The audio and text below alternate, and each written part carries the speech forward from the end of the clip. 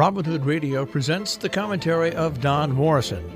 Don is a former editor at Time magazine. He's an author, lecturer, and member of the Berkshire Eagle Advisory Board. I recently learned with great delight that several high-profile social media companies are facing big problems. Facebook is laying off 13% of its workforce as advertising revenues decline. At Twitter, about half the staff just got canned by its new owner, Elon Musk, who's running that place straight into the ground. And Truth Social, the right-wing platform launched by Donald Trump, it's being investigated for financial shenanigans. Couldn't happen to a nicer bunch.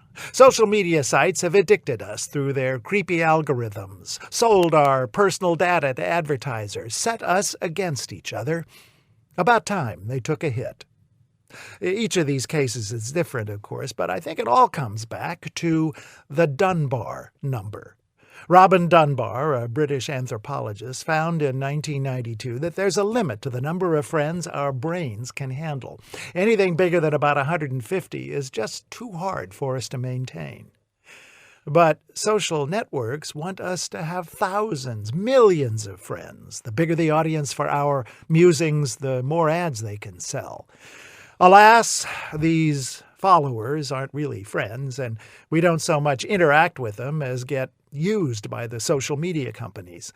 They've learned to keep us hooked by playing on our emotions, especially anger. Also by using the dopamine hit of likes and views, which they tabulate and then dangle before us like report cards. If I knew where the social media industry is heading, I'd be rich. But it's possible that we're getting tired of being marketed and manipulated, tired of finding our screens, our feeds, full of scammers, cranks, ideologues, conspiracy mongers, a lot of nasty language.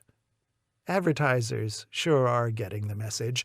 After Twitter stopped policing its content last month, several companies dropped their ads completely. I realized the other day that after more than a decade of spending many hours on social media, I've made only one actual friend there, a guy from New Jersey with terrible politics but a great sense of humor. We get together now and then for lunch in a real restaurant.